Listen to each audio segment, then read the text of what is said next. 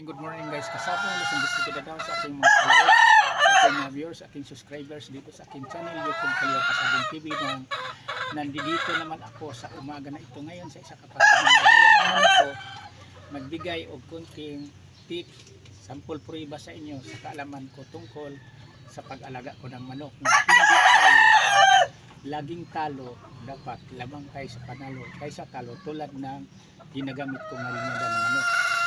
Unang-una pala kasabong babatiin kayo sa araw na ito ngayon dahil Valentine's Day ngayon. Happy Valentine's Day sa inyo nga lahat, sa aking mga followers, sa aking mga viewers, sa aking subscribers dito sa aking channel YouTube Kalyaw Kasabong TV. Ulitin ko, Happy Valentine's Day sa atin nga lahat sa araw na ito ngayon.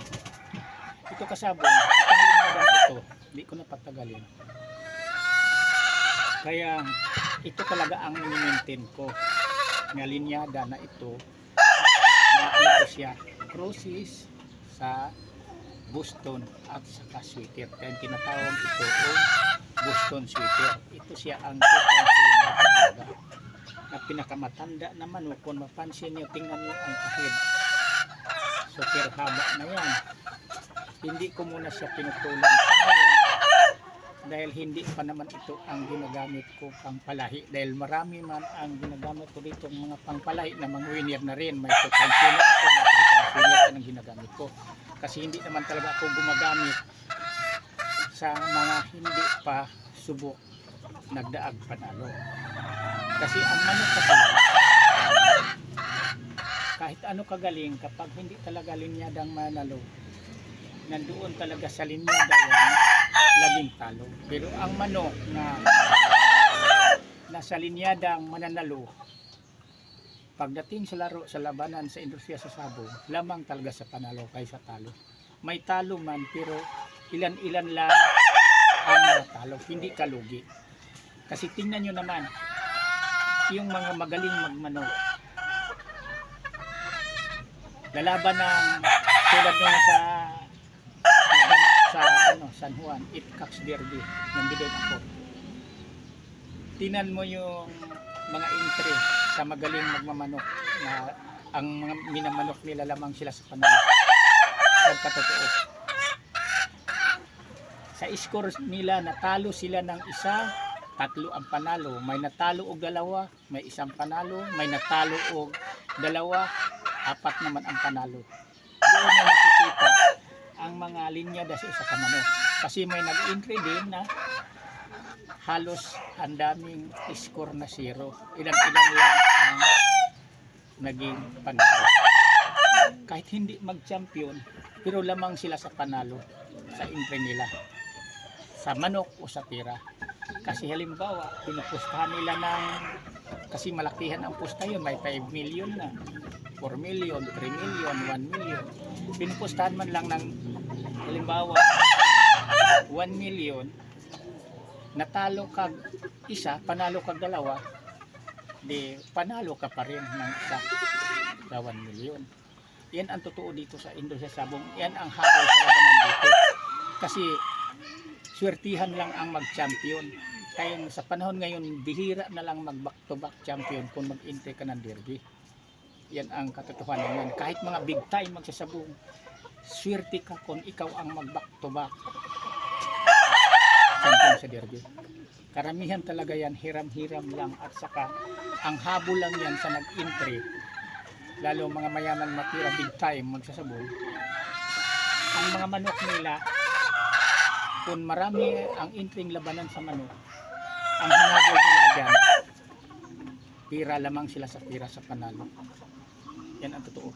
Matalo man sila ng tatlo sa Itcax Derby, panalo naman ang 5.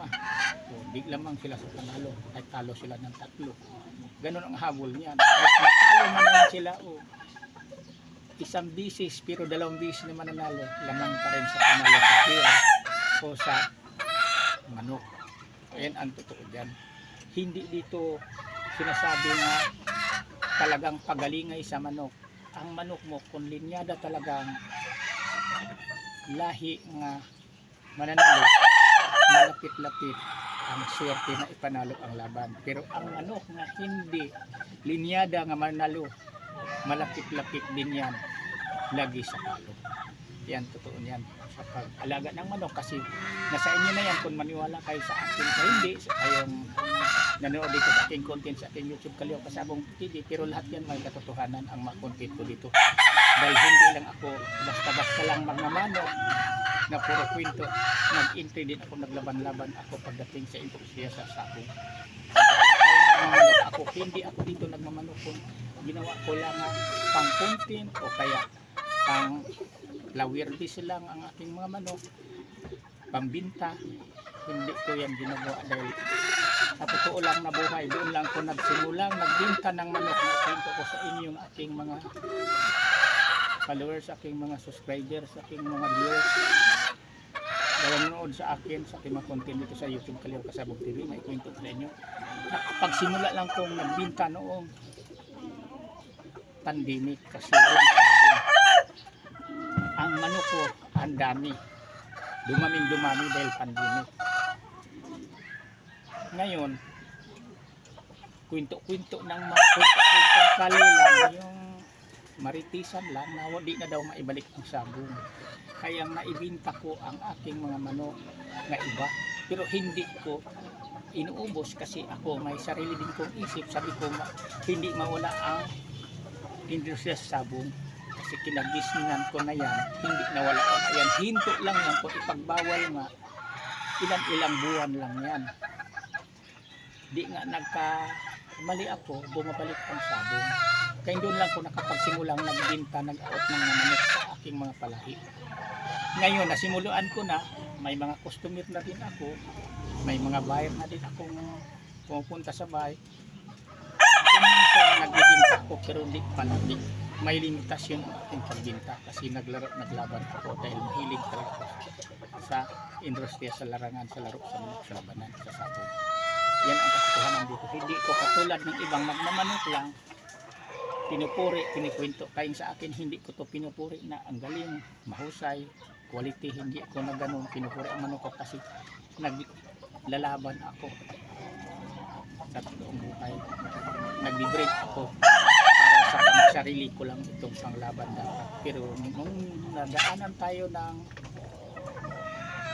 tinawag ko pandemic, yung COVID-19 na yun, doon natigil ang sabong sa tawag sigawan, face-to-face sabong. Doon na lang sa online sabong, sa cellphone na lang ako nanonood. Kaya ang mga manok hindi nagagamit. Pero sa ngayon nagagamit ko na, kaya lalo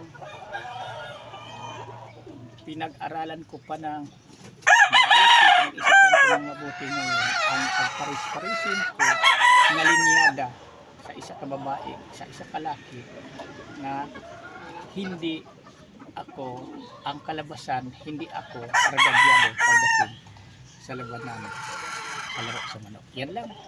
Sana mayroon tayong matutunan ng mga baguhan pa lang.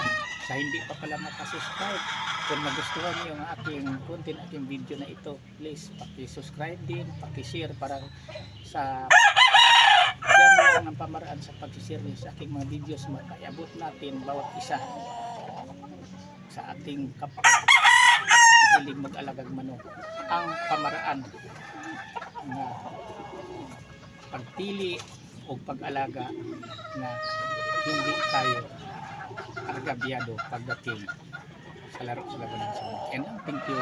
Bye-bye. Bukas ulit.